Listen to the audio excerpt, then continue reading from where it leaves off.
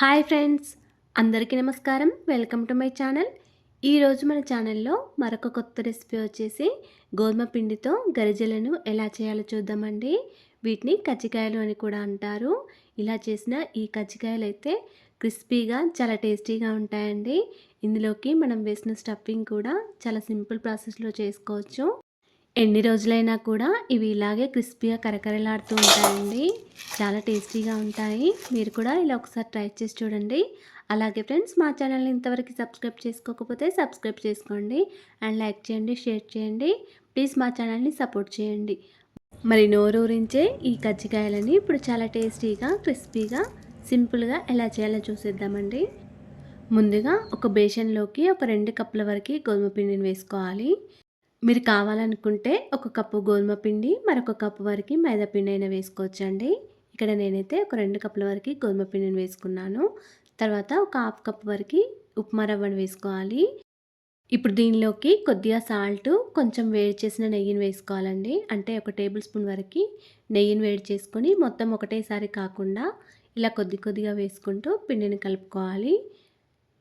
ఇలా కొద్ది కొద్దిగా వేసుకుంటూ కలుపుకోవాలండి. మీరు కావాలనుకుంటే కొంచెం ఆయిల్ అయినా వేసుకోవచ్చు, లేకపోతే బటర్ అయినా వేసుకోవచ్చు అండి. ఇలా ముద్దలేమి లేకుండా పిండిని కలుపుకోవాలి. కలిపిన పిండిని ఇలా వేళ్ళతో పట్టుకొని చూస్తే ఇలా ముద్దలాగా అవ్వాలండి. అప్పుడే మనకి కజ్జికాయలు క్రిస్పీగా గుల్లగా వస్తాయండి. ఇప్పుడు దీనిలోకి కొద్ది కొద్దిగా వాటర్ వేసుకుంటూ పిండిని కలుపుకోవాలండి. ఇందులో మనం రవ్వ వేసాం కాబట్టి మొత్తం ఒకేసారి వాటర్ వేయకుండా కొద్ది కొద్దిగా వాటర్ వేసుకుంటూ పిండిని కలుపుకోవాలి. కొన్ని కొన్ని వాటర్ వేసి కలుపుకోవడం వల్ల రవ్వ అనేది చక్కగా నీటిని పీల్చుకొని సాఫ్ట్గా అయిపోతుందండి. అప్పుడు మనకి గరిజెలు క్రిస్పీగా చాలా గుల్లగా వస్తాయండి.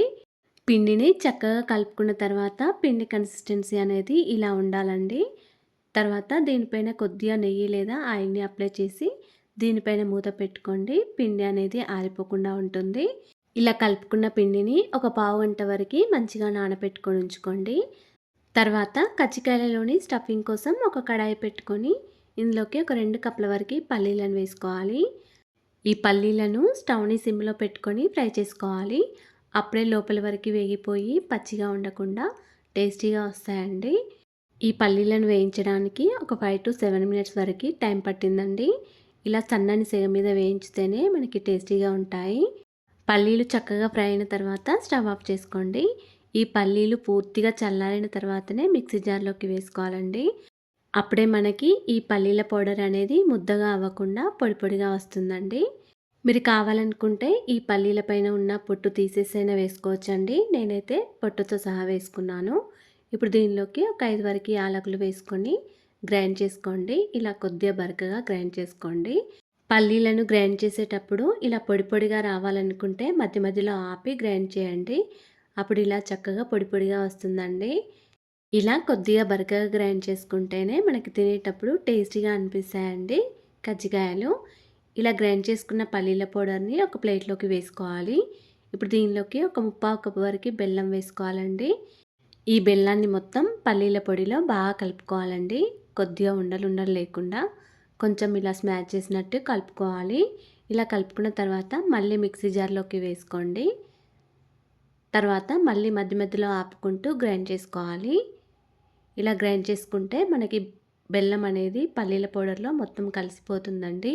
ఇలా గ్రైండ్ చేసిన పల్లి పొడిని మళ్ళీ ప్లేట్లోకి వేసుకొని మళ్ళీ ఒకసారి కలుపుకోవాలండి చేతితో. ఇప్పుడు దీనిలోకి ఒక 1/2 టీ స్పూన్ వరకు నెయ్యిని వేసుకోవాలి. ఇలా కొద్దిగా నెయ్యి వేసి కలిపితే మనకి స్టఫింగ్ అనేది టేస్టీగా ఉంటుందండి. బెల్లం ముద్దలు ఏమైనా ఉంటే మళ్ళీ ఒకసారి గ్రైండ్ చేసుకోండి. బెల్లం ముద్దలు లేకుండా కూడా మొత్తం మెత్తగా గ్రైండ్ చేసుకోండి.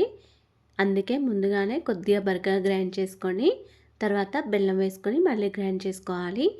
ఈ పల్లి పౌడర్ని కొద్దిగా టేస్ట్ చేసి చూడండి. మీకేమైనా స్వీట్ తక్కువగా అనిపిస్తే కొద్దిగా షుగర్ని వేసుకోండి. నాకైతే స్వీట్ కరెక్ట్గా సరిపోయిందండి. తర్వాత మనం కలుపుకున్న పిండిని తీసుకొని ఒకసారి బాగా కలుపుకోవాలి. ఇలా పిండిని కలుపుకున్న తర్వాత ఈ పిండిలో నుంచి కొంచెం కొంచెం పిండిని తీసుకొని ఇలా చిన్న చిన్న ముద్దలుగా చేసుకోవాలి. ఇలా ఈ పిండి ముద్దను అరచేతిలో పెట్టుకొని రౌండ్గా చేసుకోవాలండి. ఇలా రౌండ్గా ఉంటేనే మనకి పూరి అనేది రౌండ్గా వస్తుంది. ఇప్పుడు అంతా పిండిని అంతా కూడా ఈ విధంగానే చేసుకొని పెట్టుకోవాలి. మీరైతే ఎన్ని కజ్జికాయలు చేసుకుంటారో అన్నిటినీ కూడా ఒకేసారి పూరీలను తాల్చుకొని చేసుకోవాలి. నేనైతే ఇక్కడ పిండి మొత్తం ఒకేసారి కాకుండా కొన్నిటిని ఇలా రౌండ్గా చేసుకొని పెట్టుకున్నాను. ఒక్కొక్క పిండి ముద్దను తీసుకొని ఇలా పొడి పిండిలో అద్దుకోవాలండి.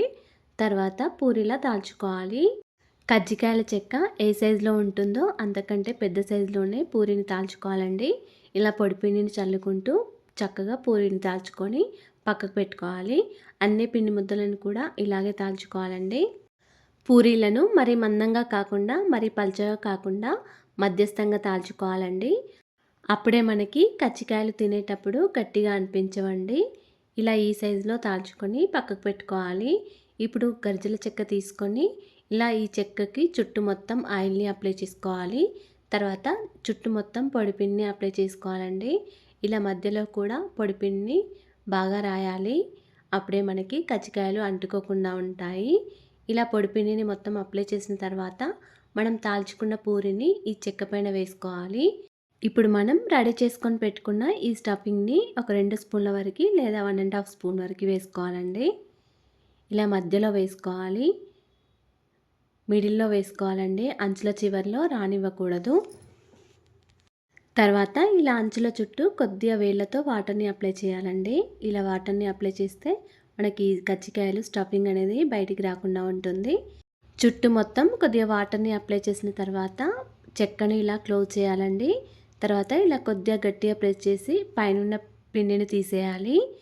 తర్వాత ఇందులో నుండి స్లోగా కజ్జికాయని తీసేయాలి. అంతేనండి, అన్ని కజ్జికాయలను కూడా ఇలాగ చేసుకోవాలి. ఇలా చేసిన కజ్జికాయను ఒక ప్లేట్లోకి తీసుకొని పక్కకు పెట్టుకోండి. ఇలాగే కొన్ని పూరీలను తాల్చుకుంటూ కొన్ని కజ్జికాయలను చేసుకొని పక్కకు పెట్టుకోవాలండి. మళ్ళీ కజ్జికాయని చేసేటప్పుడు ఇలా చెక్కకి కొద్దిగా పిండిని అప్లై చేసి మళ్ళీ కజ్జికాయని చేసుకోవాలండి.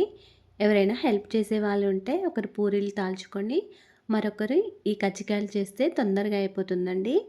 ఒక్కరే కనుక చేసినట్లయితే కొన్ని పూరీలను తాల్చుకొని ఇలా కొన్ని కజ్జికాయలను చేసుకొని పక్కకు పెట్టుకోవాలి.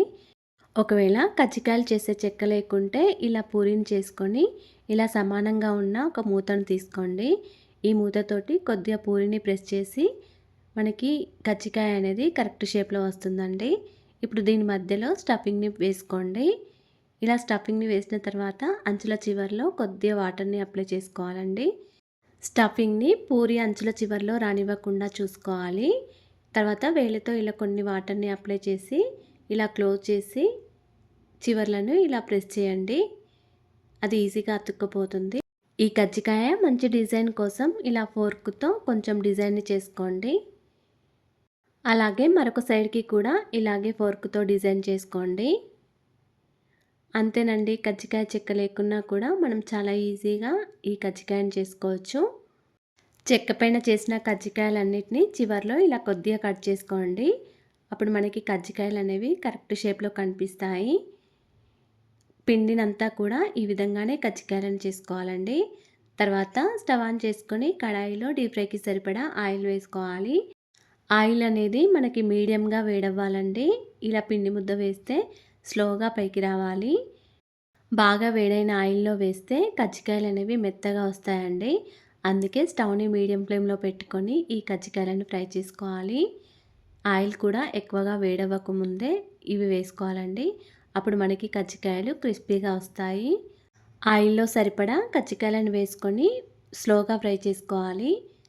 స్టవ్ని మాత్రం మీడియం ఫ్లేమ్లో పెట్టుకొని ఫ్రై చేసుకోండి. ఇలా గరిటెతో టర్న్ చేసుకుంటూ మంచిగా ఫ్రై చేసుకోవాలి. ఇలా ఈ కలర్ వచ్చే వరకు ఫ్రై చేసుకోవాలండి. ఇలా ఫ్రై చేసుకున్న కజ్జికాయలను స్ట్రైనర్లోకి వేసుకొని ఒక ప్లేట్లోకి పెట్టుకోండి. అప్పుడు ఎక్స్ట్రా ఆయిల్ అంతా ప్లేట్లోకి పడుతుంది. ఇప్పుడు మళ్ళీ ఆయిల్ బాగా వేడెక్కితే స్టవ్ని సిమ్లో పెట్టుకొని కజ్జికాయలను వేసుకోండి. మళ్ళీ ఆయిల్లో సరిపడా వేసుకొని మళ్ళీ మంచిగా ఫ్రై చేసుకోండి. ఇలా గరిటెతో లోపలికి అనుకుంటూ ఫ్రై చేసుకోవాలి. ఇలా ఫ్రై చేసుకున్న కజ్జికాయలను మళ్ళీ స్ట్రైనర్లోకి తీసుకొని పక్కకు పెట్టుకోవాలి. అంతేనండి, అన్ని కజ్జికాయలను కూడా ఇలాగే చేసుకొని ఇలాగే ఫ్రై చేసుకోవాలి. ఈ కజ్జికాయలలో స్టఫింగ్ కోసం పల్లీలు బెల్లంతో చేసాం కాబట్టి చాలా టేస్టీగా ఉంటాయండి. మరియు హెల్త్కి కూడా చాలా మంచిదండి. మీరు కూడా ఇలా ఒకసారి ట్రై చేసి చూడండి. అలాగే ఫ్రెండ్స్, మా ఛానల్ని ఇంతవరకు సబ్స్క్రైబ్ చేసుకోకపోతే సబ్స్క్రైబ్ చేసుకోండి అండ్ లైక్ చేయండి, షేర్ చేయండి. ప్లీజ్ మా ఛానల్ని సపోర్ట్ చేయండి. Thanks for watching.